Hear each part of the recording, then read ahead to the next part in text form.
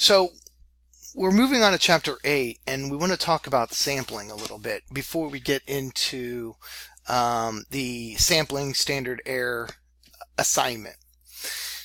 The idea of sampling, especially equal probability of selection method, is to get your sample to be representative of the target population or your sampling element.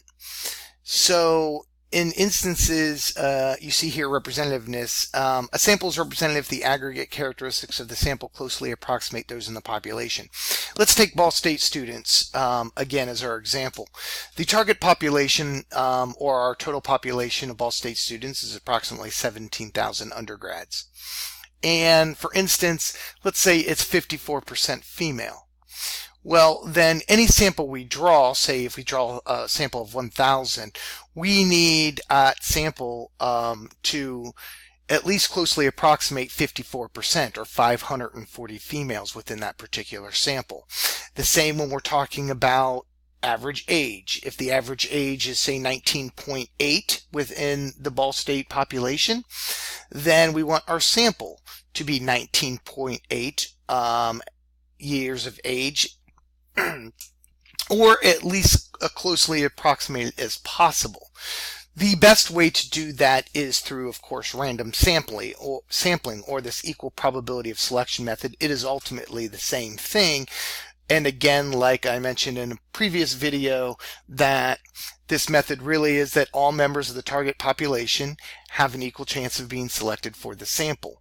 Much like the experimental design scenario in one of our previous lectures, the idea is that if you randomly sample, then what we have is, of course, equality or representativeness on all our known characteristics like age, race, gender, and all our unknown or unobserved characteristics, much like when we randomly assign individuals to experimental and control groups.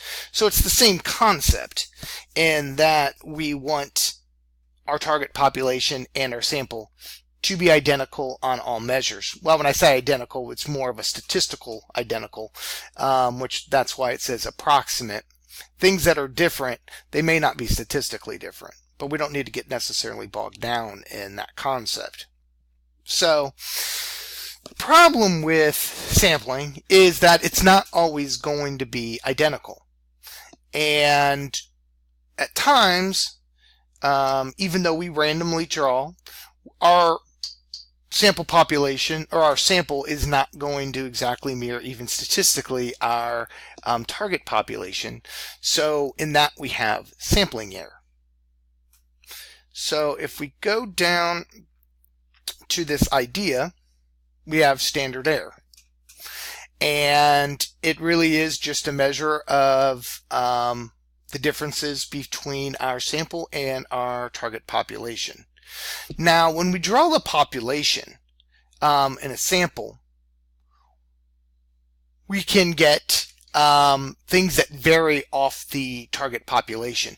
If you take a look at this particular illustration, this is a sample of 3, 4, 5, and 6. I don't know what, to be perfectly honest with you, but that's not really that important.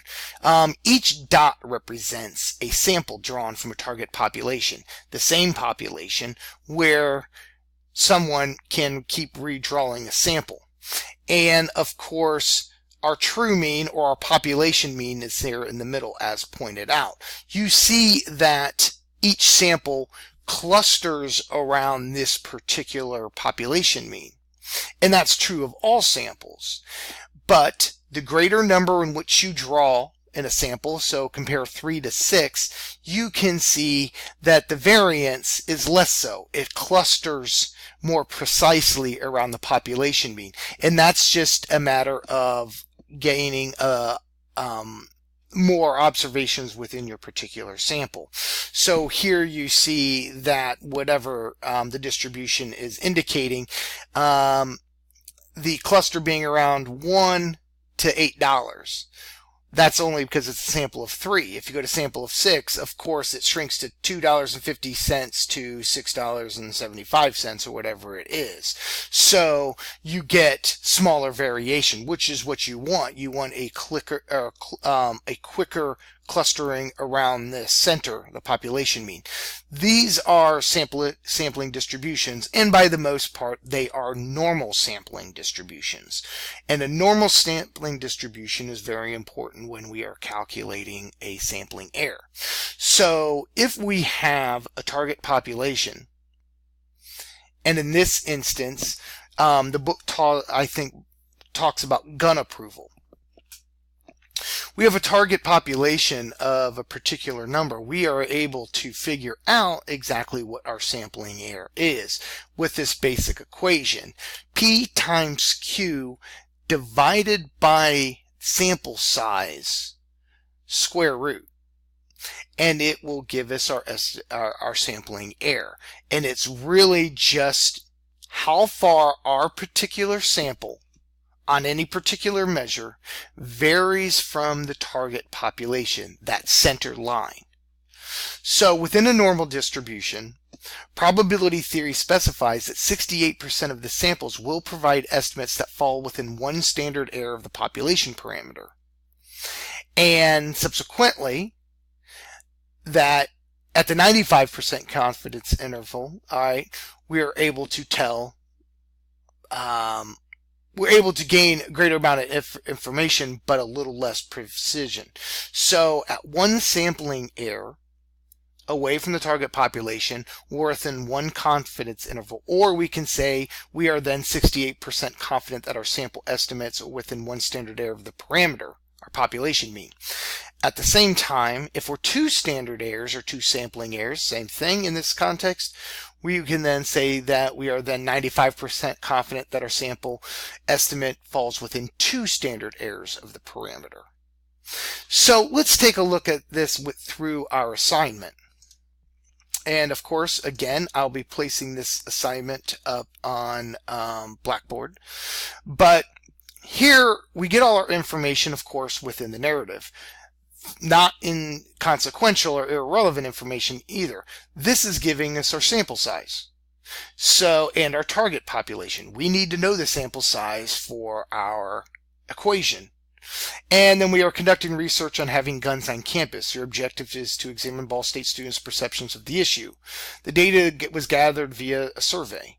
And of course, our gun approval is 1 approve, 0 disapprove, and of course, each line here is representative of a representative sample of 10 people. So ultimately what we have here is a collection of information on 100 Ball State students, each one being in a sample or a grouping of 10.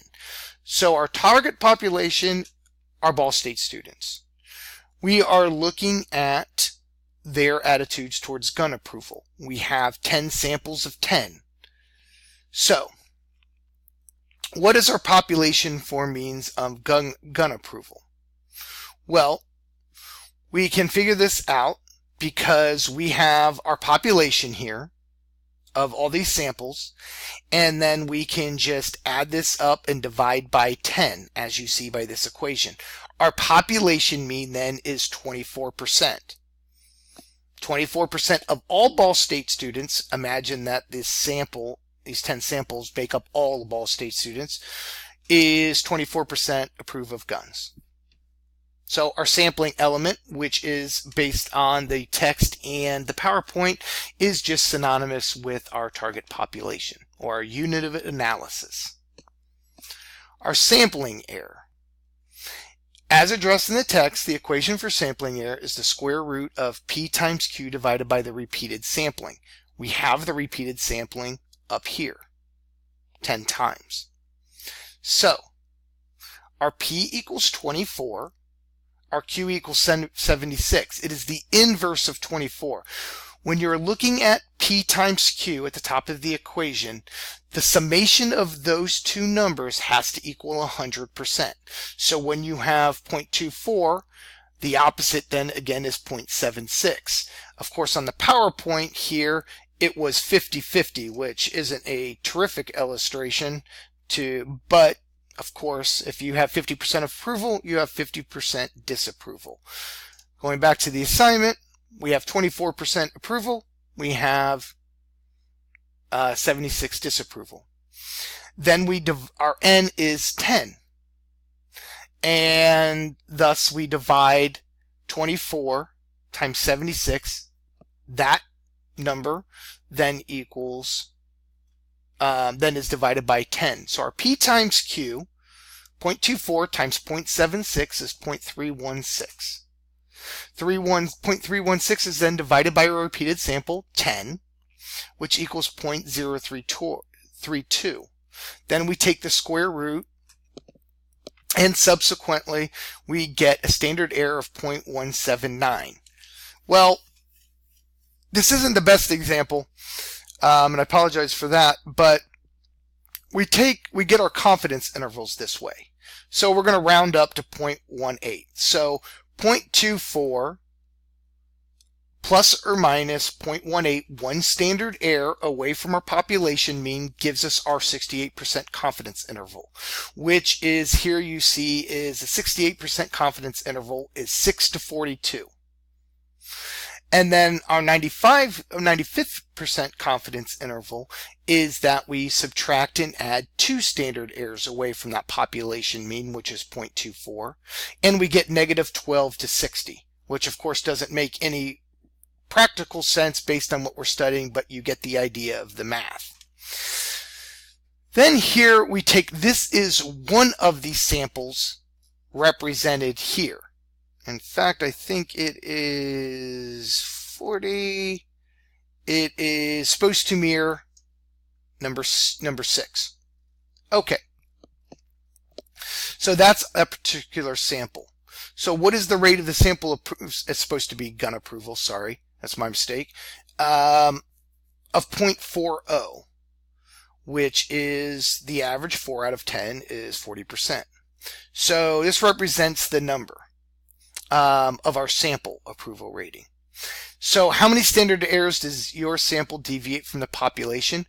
0.40 falls within 68% of the 68% confidence interval, because if we go back to the confidence interval, our 68% confidence interval is 6 to 42%. So subsequently, the 40 falls within that distribution of one standard error. If this number had been 0.50, it wouldn't fall within the 68% confidence interval. It would fall within the 95th% confidence interval. So that's how sampling error works, and it's really just a matter of accuracy or representativeness of our sample based on the total or the target population. So there's no right or wrong as far as this sampling error is too high or this sampling error is too low. So much, of course, there's no such thing as sampling error being too low. That would just make it an exact match, and that's perfect. But it just provides the consumer of the research, the reader, an idea of how accurate or how representative your particular sample is to the target population. When you're looking at very big standard errors, like actually 0.18 based on our parameters is quite a big sampling error, then one could deduce that, well, yeah, your findings are this, say 0.40, and you're saying that it falls within the 68% confidence interval, but your 68% confidence interval is pretty big, so this isn't that precise based on the total population, which is true, because if we're looking at the total population being 24% approval rating and your sample's at 40%, you can see that your sample does not really represent or reflect the target population. So it's just a matter of accuracy, representativeness, precision, whatever number you want to put to it. But there is no cutoff on it being a bad sampling error or a good sampling error. It's really just a judgment based off the data, but you can see how they interact with one another. Also, again, pay particular attention how sample size reacts to one another, because the higher the sample size, the lower the standard error.